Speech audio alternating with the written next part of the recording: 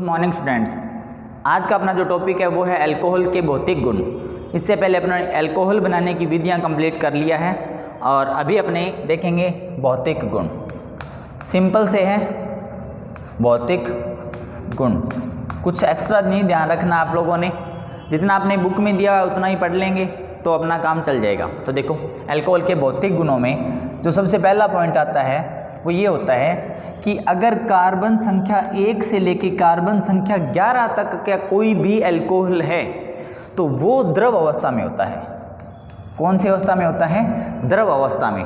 और अगर कार्बन संख्या 11 से अधिक बड़ा का कोई जो अणु बन रहा है, मतलब जैसे कोई ऐसा यौगिक हो जिसमें कार्बन संख्या 12 से लेकर और आगे के सदस्य आ रहे हैं अल्कोहल के, तो वो होते हैं मोम जैसे ठोस पदार्थ। मोम जैसे ठोस पदार्थ होते हैं। ये जनरल सी सिंपल से इसका एक छोटा सा कंसेप्ट था। अब जो अपने पढ़ने जा रहे हैं इसके भौतिक गुणों में अपने को 2 पॉइंट डिस्कस करने हैं। और जो पहला पॉइंट तो ये था, 2 पॉइंट एक्स्ट्रा अलग से डिस्कस करने हैं अपने को। वो फर्स्ट पॉइंट लेते हैं अपने विलेयता, और इसके बाद अपने पढ़ेंगे वो है इसका क्वथनांक। तो देखो विलेयता की बात करते हैं। तो अगर आपको पता है, आपने ये ध्यान रखना है, जहाँ कहीं भी चाहे 10वां चैप्टर हो, चाहे 11वां हो, चाहे 12वां 13वां, कहीं भी किसी भी चैप्टर में अगर विलेयता की बात आती है तो आपने ये ध्यान रखना है। आपने सेकंड चैप्टर पढ़ा होगा, उसमें आपने ये देखा था कि देखो विलेयता के लिए अपने को 2 बातें पता होनी चाहिए। पहली क्या कि अगर विलेय और जो विलायक है उनकी प्रकृति समान रहनी चाहिए। किसकी? विलेय और विलायक की क्या रहनी चाहिए? प्रकृति समान। प्रकृति समान का मतलब क्या है कि अगर विलेय अणु है वो ध्रुवीय है तो विलायक भी क्या होना चाहिए? ध्रुवीय होना चाहिए। ठीक है। और अगर विलेय अणु अध्रुवीय है तो विलायक भी क्या होना चाहिए? अध्रुवीय होना चाहिए। जब दोनों की प्रकृति समान रहती है, ये जो पॉइंट था ये अपने सेकंड चैप्टर में डिस्कस कर चुके हैं कि विलेय ध्रुवीय है और विलायक ध्रुवीय है, तब तो उसकी विलेयता हो जाएगी। मतलब दोनों आपस में मिल जाएंगे, मिक्स हो जाएंगे, विलयन बन जाएगा। और अगर ऐसे हो कि विलेय तो है ध्रुवीय और विलायक हो अध्रुवीय तो विलेयता नहीं होती, मतलब विलयन नहीं बनता। सबसे पहले पॉइंट तो आपने ये ध्यान रखना है। उसके बाद दूसरी बात अपने ये देखते हैं। अच्छा, अगर अपने अल्कोहल की बात कर रहे हैं तो अल्कोहल की अपने पढ़ने जल में विलेयता। जो विलेयता है वो किस में देखेंगे? जल में विलेयता। तो अब आपको पता है कि जो जल है वो ध्रुवीय विलायक होता है। जल क्या होता है? ध्रुवीय विलायक होता है। तो जल जब ध्रुवीय विलायक है और अल्कोहल का अणु है वो भी ध्रुवीय प्रकार का होता है, तो दोनों की प्रकृति समान है, तो दोनों एक दूसरे के अंदर मिल जाएंगे और विलयन का निर्माण हो जाएगा। तो देखो उसके बाद सेकंड पॉइंट की अपने ये बात करते हैं कि अगर विलेय जो है और विलायक दोनों को आपस में मिक्स किया जा रहा है और दोनों को मिलने पर यहाँ पर कोई न कोई बॉन्ड बनेगा। अगर वो जो बॉन्ड है वो हाइड्रोजन बंध हो, कौन सा बॉन्ड बने? हाइड्रोजन बॉन्ड बने, तो उसकी विलेयता भी होती है। मतलब उसमें जो विलेय है वो विलायक में मिलकर किसका निर्माण कर सकता है? विलयन का निर्माण कर सकता है। ये बात आपने ध्यान रखनी है। 2 ही पॉइंट आपने ध्यान रखने हैं विलेयता में कि अगर विलेय और विलायक की प्रकृति समान होगी तो विलेयता होगी। अगर विलेय और विलायक मिल रहे हैं और उसमें जो बंध बन रहा है वो कौन सा बंध होना चाहिए? हाइड्रोजन बंध होना चाहिए, तो क्या होगा? विलयन का निर्माण होगा। अब यहाँ पर आपसे क्या क्वेश्चन कैसे पूछे जाएंगे? देखो क्वेश्चन कैसे भी पूछे जाएं, इन्हीं 2 से आंसर देना है और क्वेश्चन के अंदर ही आपको आंसर मिलेगा।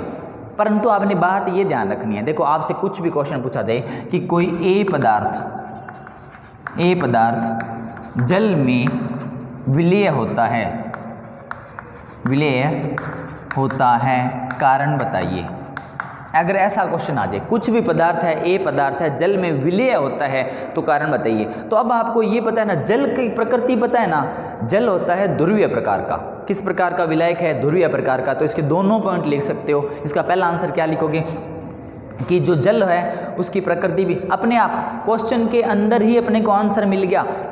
आंसर देना इस तरीके से है कि अगर आप अपने ये कह सकते हैं कि जो जल है उसकी प्रकृति कौन सी होती है, ध्रुवीय है, और जो पदार्थ ए दिया गया है आपको पता हो चाहे ना हो कोई फर्क नहीं पड़ता कि जो पदार्थ दिया गया है वो ध्रुवीय प्रकार का है या अध्रुवीय प्रकार का, क्वेश्चन में सब बता देगा। अब इसने खुद कह दिया कि ए पदार्थ है वो जल में विलीय होता है। विलीय कब होगा, दोनों की प्रकृति क्या होगी, समान होगी।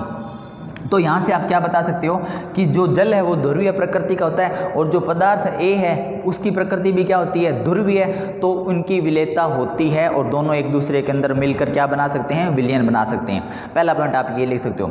दूसरा पॉइंट आप ये लिख सकते हो कि जब हम ए पदार्थ को जल के अंदर मिलाते हैं तो उसमें से हाइड्रोजन बंध का निर्माण हो जाता है। किसका निर्माण हो जाता है, हाइड्रोजन बंध का निर्माण हो जाता है, तो इसकी विलेयता बढ़ती है, मतलब दोनों एक दूसरे के अंदर विलय होते हैं और विलयन का निर्माण होता है। अब इसी क्वेश्चन को थोड़ा चेंज करते हैं, आपसे ये पूछा जाए कि ए पदार्थ जल में अविलीय है, क्या होता है, अविलीय। अब इसने खुद बता दिया कि ए पदार्थ है ना वो जल में क्या होता है, अविलीय होता है, तो उसका कारण बताइए। उसका कारण अपने क्या बताएंगे, अपने को इतना ध्यान रखना है कि जो जल होता है वो ध्रुवीय प्रकृति का होता है। कौन सी प्रकृति का होता है, ध्रुवीय प्रकृति का।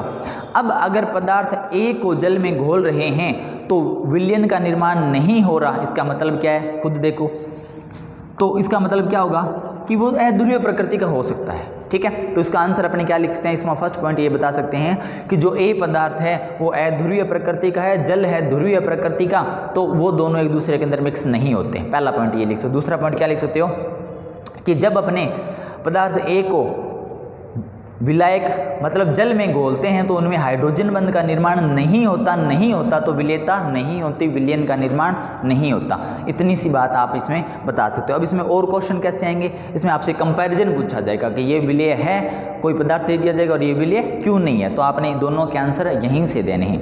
अब आपने क्या देखना है, आपने ये देखना है कुछ पॉइंट्स देखते हैं अपने कि विलेयता, अगर अपने सिर्फ अल्कोहल की बात करते हैं कि भाई जो अल्कोहल होता है वो जल में विलेय होता है, उसकी विलेयता कैसे कम होती है कैसे ज़्यादा होती है, उसके कुछ पॉइंट पढ़ते हैं। देखो सबसे जो पहला पॉइंट है वो ये है, पहला पॉइंट विलेयता का कि जैसे जैसे अपने ये बोल सकते हैं कार्बन परमाणु की श्रृंखला बढ़ेगी, क्या बढ़ेगी, जैसे जैसे कार्बन परमाणु की श्रृंखला बढ़ेगी तो विलेयता जो है ना वो कम होगी।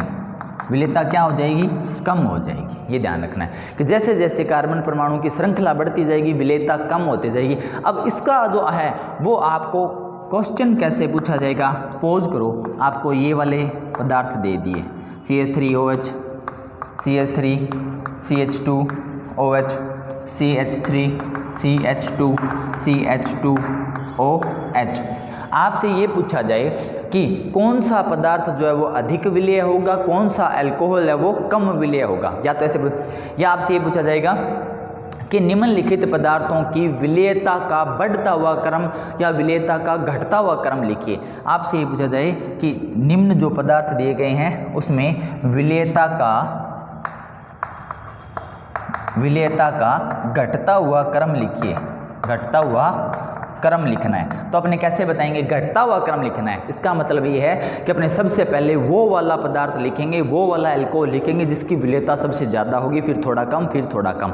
तो ये पॉइंट अपनों ने पढ़ा कि जैसे जैसे कार्बन परमाणु की श्रृंखला बढ़ रही है, देखो OH समान है, OH समान है, OH समान है। कार्बन परमाणु की श्रृंखला यहाँ पर 1 है, यहाँ पे 2 हो गए, यहाँ पे 3 हो गए। तो जैसे जैसे कार्बन परमाणुओं की श्रृंखला बढ़ती जाती है विलेयता क्या होती जाती है, कम होती जाती है। तो अब अपनों ने क्या लिखना है, इसका घटता हुआ क्रम। अपने इसको ऐसे दर्शा सकते हैं, CH3OH की विलेयता ज़्यादा, फिर CH3 CH2OH की विलेयता उससे कम, और सबसे कम विलेयता CH3 CH2 CH2OH की विलेयता। अब आपको ये पता होना चाहिए कि यहाँ पर जो CH3 सॉरी ये जो एल्किल ग्रुप है R है, ये भी क्या है R, और ये भी क्या है R।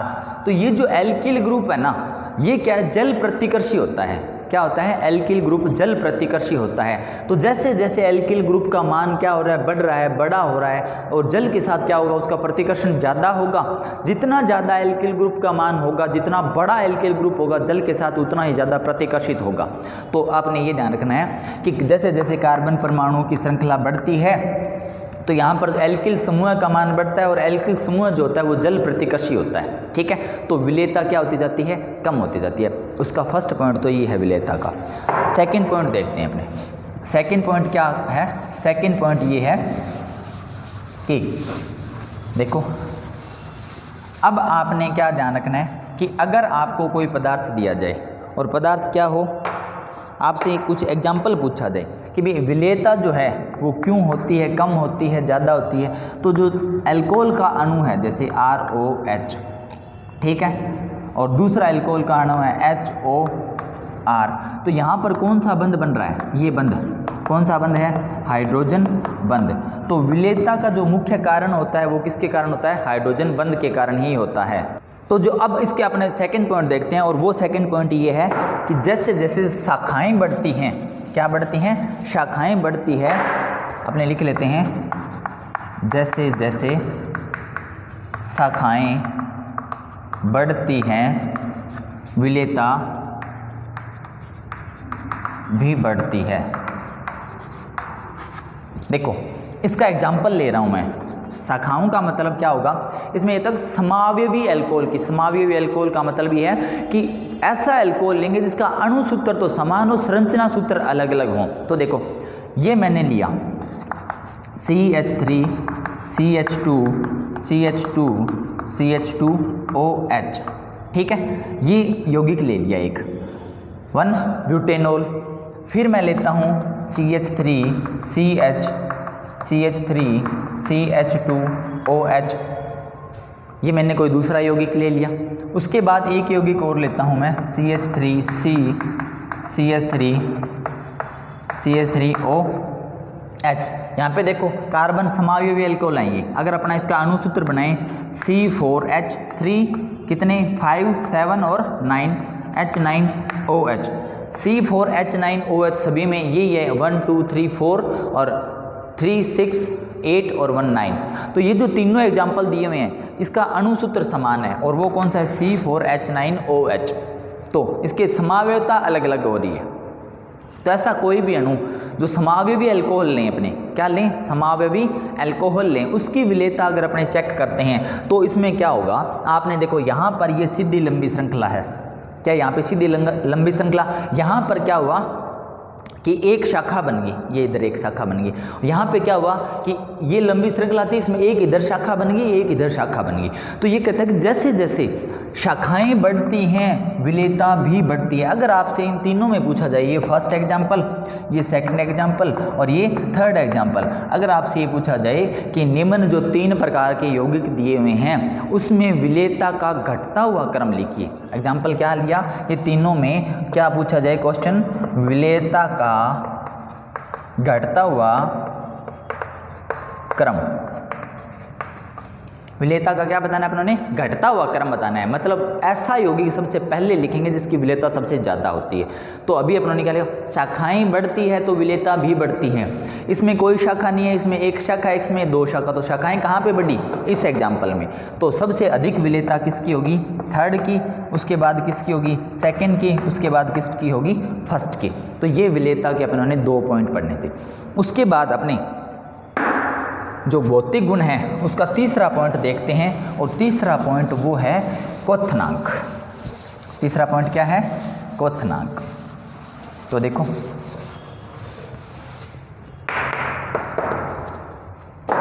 तीसरा पॉइंट क्वथनांक। अब आपसे इसमें क्वेश्चन कैसे पूछा जाएगा, क्वथनांक क्या होता है। क्वथनांक एक ऐसा ताप होता है जिस पे कोई जो द्रव होता है वो वाष्प अवस्था में बदले, ठीक है। द्रव से वाष्प में बदलने वाला जो टेम्परेचर होता है उसको क्या बोलते हैं, क्वथनांक बोलते हैं, मेल्टिंग पॉइंट बोलते हैं, सॉरी बॉइलिंग पॉइंट बोलते हैं, मेल्टिंग पॉइंट नहीं बोलते, बॉइलिंग पॉइंट बोलते हैं, ठीक है। तो इसके अंदर आपसे क्या पूछा जाएगा, आपसे ये पूछा जाएगा कि अल्कोहल, एल्केन, ईथर और RX, जैसे 4 एग्जाम्पल दे दिए। अल्कोहल, कोई भी एल्केन, ईथर और एल्किल हैलाइड, इनका अणुभार समान है। कोई 4 एग्जाम्पल है, इसमें क्या है, अणुभार समान है। तो किसका जो क्वथनांक है वो अधिक होगा,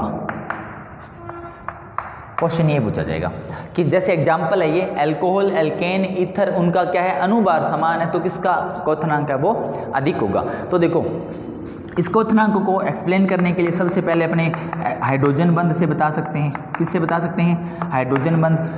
अल्कोहल जो होता है उसमें हाइड्रोजन बंध बनता है, तो जब हाइड्रोजन बंध बन गया मतलब उसके अंदर जो वान डर वाल्स बंध हैं वो थोड़ा सा क्या हो गया? प्रबल हो गया। किसके कारण हो गया? हाइड्रोजन बंध के कारण। यहाँ पे हाइड्रोजन नहीं होता, यहाँ पे हाइड्रोजन नहीं होता, यहाँ पे हाइड्रोजन नहीं होता। तो जैसे जैसे हाइड्रोजन बंध की संख्या बढ़ती जाएगी या हाइड्रोजन बंध अगर प्रबल हुआ तो उसका क्वथनांक क्या होगा? अधिक होगा। तो इनमें सबसे अधिक जो क्वथनांक होता है वो किसका होता है? अल्कोहल का सबसे अधिक क्वथनांक होता है। उसके बाद देखो नेक्स्ट पॉइंट की बात करते हैं अपने कि क्वथनांक जो है वो और इसमें कैसे एक्सप्लेन कर सकते हैं। अब आपने ये देखा, मैंने यहाँ पे शब्द यूज किया था, दूसरा पॉइंट आप बता सकते हो, सॉरी, वान डर वाल्स बंध, इसके आधार पे। अब आप कैसे बता सकते हो? जैसे यहाँ पर मैंने लिखा है, एक एग्जांपल देखो, वान डर वाल्स बंध क्या होते हैं कि कोई भी जो अणु होता है उसके अंदर एक अणु और दूसरे अणु के बीच में जो फोर्स ऑफ अट्रैक्शन लगता है उसको वान डर वाल्स बंध बोलते हैं। और या कैसे बोलेंगे इसको? यहाँ पे मैंने लिखा था, ये देखो अगर आपको ध्यान है तो ये लाइन पढ़ो, इससे आपको इजीली क्लियर हो जाएगा। अब क्या होगा वान डर वाल्स बंध, इससे अपने ये बता सकते हैं कि जैसे जैसे कार्बन परमाणु या कार्बन परमाणु की संख्या बढ़ती जाएगी वैसे वैसे जो क्वथनांक है वो भी क्या होगा? बढ़ता जाएगा। कैसे? एग्जाम्पल देखते हैं, CH3OH, CH3 CH2OH, CH3 CH2 CH2OH और अपने CH3 CH2 CH2 CH2OH। अब आपसे ये पूछा जाए कि एक example, first, second, third, fourth, 4 example हैं, इसमें सबसे अधिक क्वथनांक किसका है? तो जो अणु सबसे बड़ा होगा ना, जिसका अणुभार सबसे ज़्यादा है, उसका क्वथनांक क्या होगा? ज़्यादा होगा। और वो क्यों होगा? तो यहाँ पर इसमें जो फोर्स या इसके अणु हैं, इसमें जो बंध हैं उसका मान, इसके अणु में जो आपस में जो बंध लग रहा है या बल लग रहा है उसका मान, इसका मान, इसका मान। तो यहाँ पर अपने बात करते हैं वान डर वाल्स बल का मान। तो वान डर वाल्स बल से एक्सप्लेन कर सकते हैं इसको। ये जो है ना फोर्थ पॉइंट, ये जो फोर्थ एग्जाम्पल है, इसमें वान डर वाल्स बल का मान क्या है? ज़्यादा। तो जिसके अंदर वान डर वाल्स बल का मान ज़्यादा होगा उसको द्रव अवस्था से गैस में बदलने के लिए अपने को ज़्यादा गर्म करना पड़ेगा, मतलब अपने को जो क्वथनांक का मान आएगा वो क्या होगा? ज़्यादा होगा। यहाँ से समझ सकते हो, यहाँ से भी समझ सकते हो। देखो यहाँ भी ये कहता है कि जैसे जैसे C1 से C तक के पदार्थ वो क्या होते हैं? द्रव, और C11 से अधिक जो पदार्थ होंगे वो क्या होंगे? ठोस होंगे। ठोस होंगे कोई नहीं, मोम जैसे ठोस होंगे। अब आप देखो जैसे जैसे अपने कार्बन परमाणु की संख्या बढ़ा रहे हैं तो जो अल्कोहल है वो पहले द्रव होता है और फिर किस में बदलने लग जाता है? वो ठोस में बदलने लग जाता है। तो अब यहाँ से बता सकते हो इसको कि जैसे जैसे कार्बन परमाणु की संख्या बढ़ती जाती है तो वो द्रव से किस में बदलने लग जाता है? जो अल्कोहल है वो किस में बदलने लग जाता है? ठोस में। तो अब आपको पता है कि अपने अगर द्रव और ठोस का कंपैरिजन करें तो जो द्रव होता है उसका क्वथनांक क्या होता है? कम, और ठोस होता है उसका क्वथनांक क्या होता है? ज़्यादा होता है। तो अपने बता सकते हैं जैसे जैसे कार्बन परमाणुओं की संख्या बढ़ती जाएगी और क्या होगा कि क्वथनांक भी क्या होता है? बढ़ता जाएगा। आज के लिए बस इतना ही। कल अपने स्टार्ट करेंगे अल्कोहल के रासायनिक गुण। इसको आप पढ़ लेना, अपनी बुक से देख लेना। अगर कुछ समझ में नहीं आता है तो आप मेरे से कंसल्ट कर सकते हो। Thank you.